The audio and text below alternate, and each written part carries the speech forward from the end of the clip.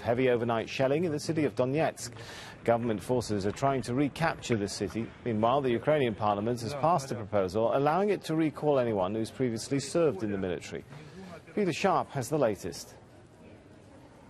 Well, there are no surprises. The partial mobilization passed very easily through Parliament. It was initiated by the President, Petro Poroshenko, himself, and it calls for a mobilization across Ukraine of former serving soldiers. And it signals really the determination of Ukraine to continue its anti-terrorist, what it calls its anti-terrorist operation directed against pro-Russian separatists in the east of the country. And also, it's a sign, too, of the Ukraine's concern about what it regards as a growing Russian build-up along the border.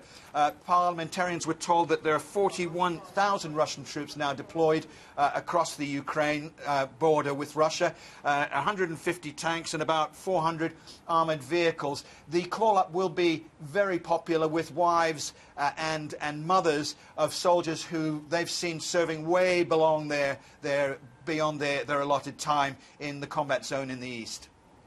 In Ukraine, the bodies of the victims of Malaysia Airlines Flight 17 have arrived in the eastern city of Kharkiv.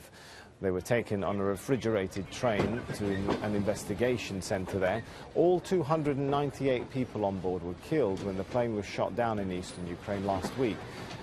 Separatists recovered the flight data recorder from the wreckage and have now handed it over to officials from Malaysia Airlines. Scott Heidler has more from Kharkiv. More than 12 hours after the train carrying 282 bodies of the victims of MH17, they have arrived here in Kharkiv. Now, what's going to happen now is these bodies will be processed.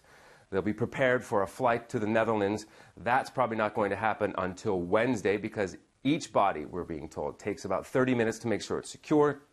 They're going to be scanned, these body bags.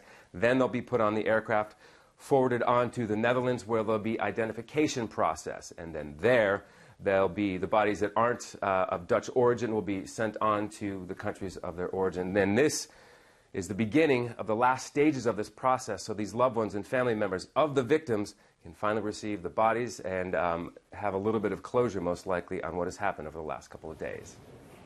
Well, still to come on Al Jazeera, one of the two candidates contesting Indonesia's presidential election says he's pulling out of the race.